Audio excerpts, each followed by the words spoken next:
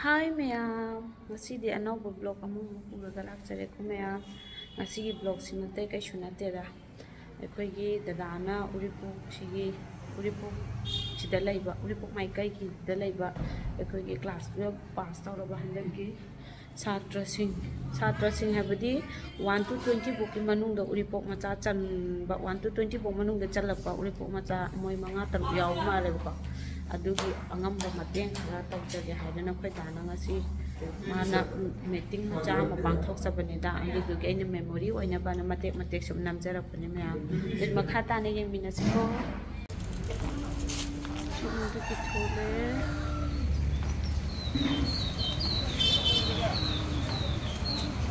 Tawday meeting sida ni koi ima lasna like friend bigi sangden da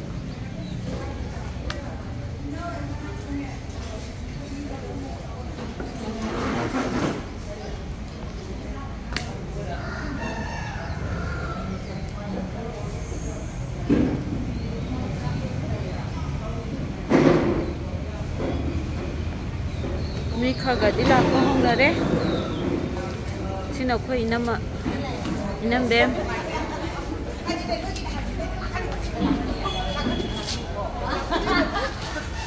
sila pwede ko masay la kani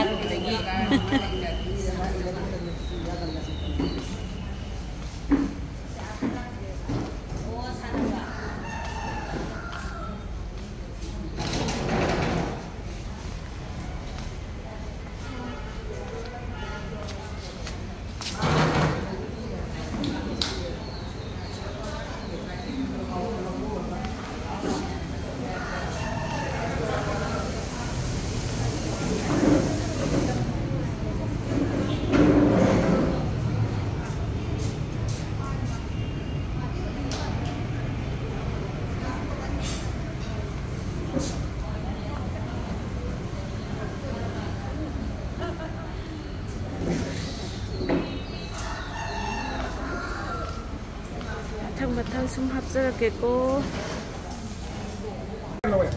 chi ya ba sina hore keno tong na bani ma no le no de lising na songaro no de ge ma no le lauk thok na ba gi ma ho jite hone I thok sari bani natra natra de do ya adege ni de ga shap to sum to to ni sila ka daw blog ne ngai na ne na te ka daw de lo si mi price pi doi ne oh la kai de la ko hai da ba ngang khan de nang yaw ba du kan khoi da si le da uri po kendra di bo lep to ya ba do si le amana khoi naw pa biki amana khoi hero dana nam ton sala usa ure si sina ni uri po ki awon ba pura ka doi ba ya ba se si ni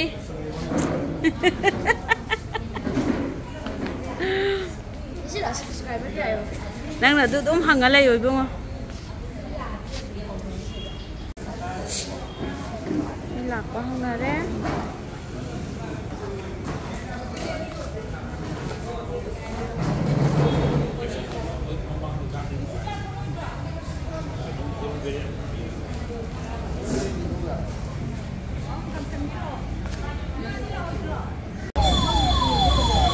lạc ba u ba gi thok lai ne khoi si mi lạc ba ngai ne ani ma di yaw ra khare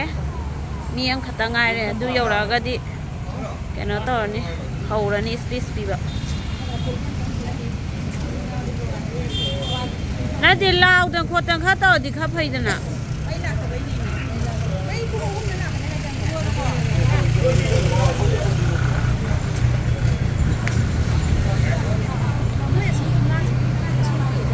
Bobis ki ang magkong ganito. Inambe.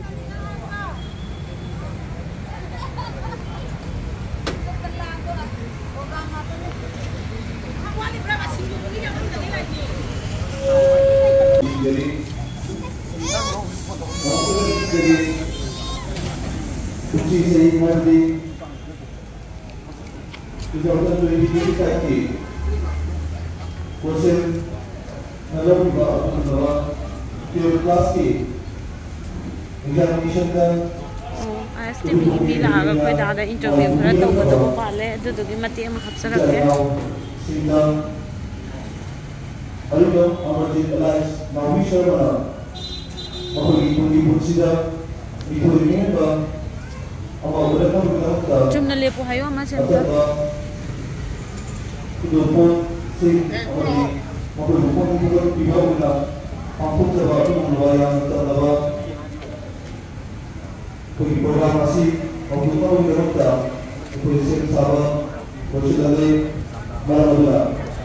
ꯉꯁꯤꯒꯤ ꯑꯁꯤꯒꯨꯝꯂꯕ ꯆꯠꯅꯕ programme ꯑꯁꯤꯕꯨ ꯁꯔꯨꯛ ꯌꯥꯕꯤꯒꯗꯕ ꯏꯔꯝꯗꯝ ꯏꯔꯩꯀꯥꯏ ꯑꯃꯗꯤ ꯎꯔꯤꯄꯣꯛ ꯀꯦꯟꯗ꯭ꯔꯒꯤ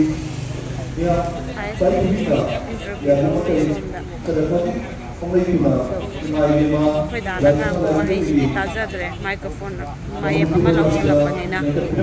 ꯑꯩꯒꯤꯁꯨ microphone ꯌꯥꯎꯖꯗꯕꯅꯤꯅ ꯎꯄꯥꯏꯗꯤ ꯂꯩꯇ꯭ꯔꯦ ꯃꯌꯥꯝ ꯋꯥꯔꯧꯕꯤꯅꯨꯀꯣ ꯃꯥꯒꯤ ꯑꯅꯤꯡꯕ ꯑꯄꯥꯝꯕ ꯈꯔ ꯐꯣꯡꯗꯣꯛꯆꯕꯩ ꯋꯥꯅꯤ ꯃꯌꯥꯝ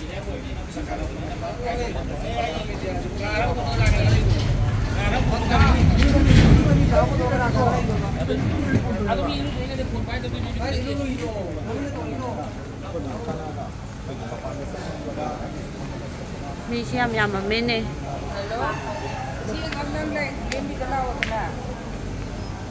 ꯗꯥꯅꯥꯎꯕꯤ ꯑꯩ interview ꯂꯧꯍꯧꯔꯤ I T V ꯃꯣꯗꯦꯜꯁꯤꯡꯗ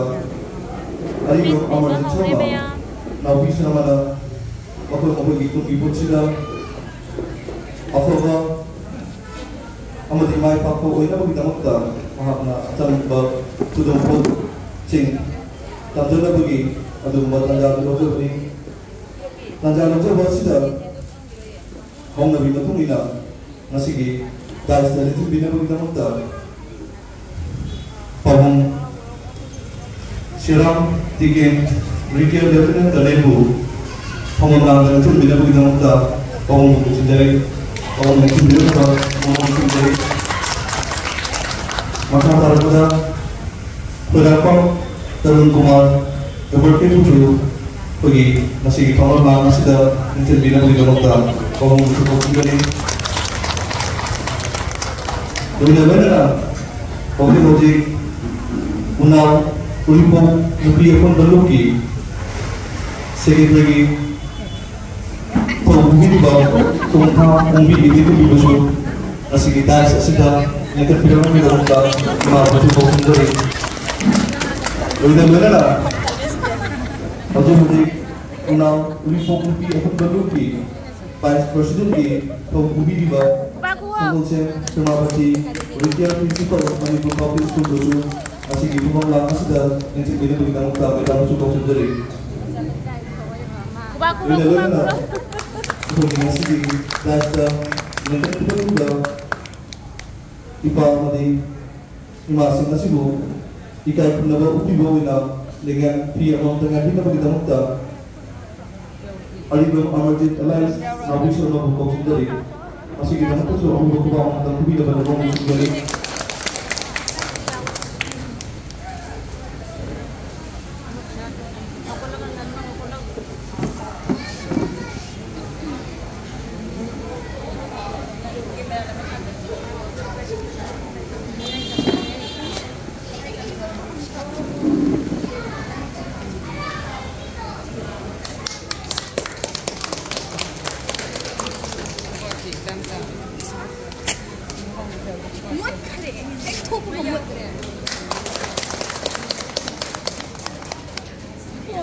Ini lawan ni mau ni lawan ni lawan. Tapi nanti.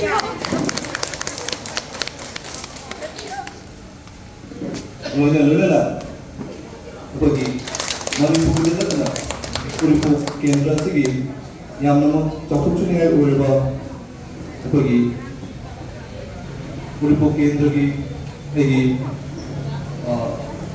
cahaya kita cahaya kita amadi lagi nama cahaya kita cahaya kita moga rumbu segi mama kita kami dapat kita muda mama mesti jadi aham pada Waripam Lydia Dewi kami dapat nomor dari Ani Suda, Anania Yuna pergi mau nak mesti dari Yuna Morante Robinson Singh pergi mama sudah mungkin tidak nomor dari pergi ngasigi program masih Nanti sudah nanti. kue yang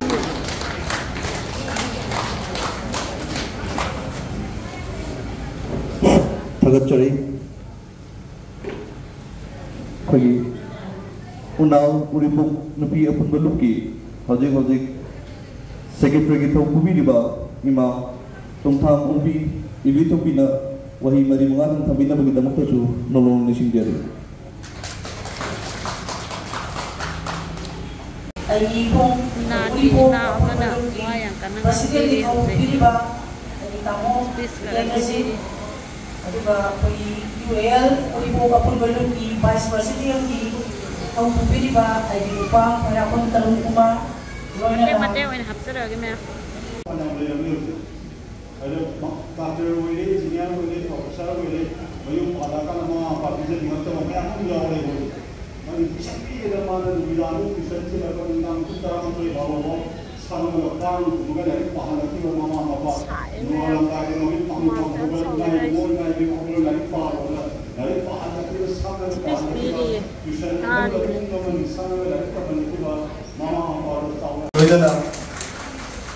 Chamnaba Kundrum Port Asilogi Nabuki Damakta Moirang Tem Kiran Bala Devi Amadi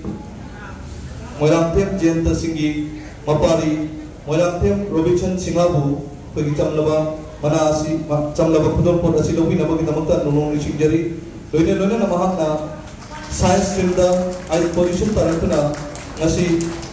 Ngarang Haidu Kiba 2025 Ki Council of Higher Secondary Education question along what to the high position science in the Tarek Kiba Adubundaba Shanapani Mahaki Lefamna Nagamampal Sijubum Lera Mahaki Tanapa School na Extra X School Gari Mahak Nakiba Mahna 500 Kimanunda 469 Letter Market Kibasing na Subject Hindi English Manipuri Sila Jeshana Thor, sila Inagder, sila Signal Jebele, ada na, ito Jaroma,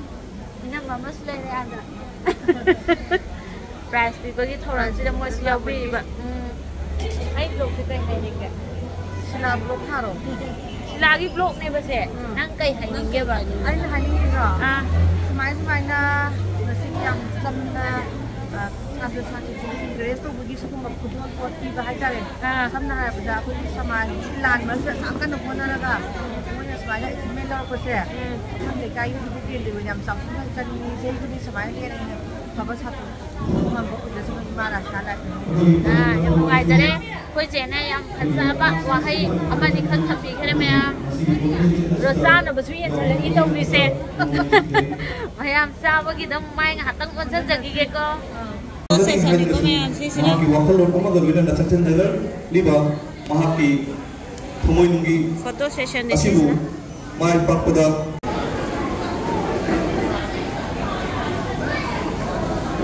Okay.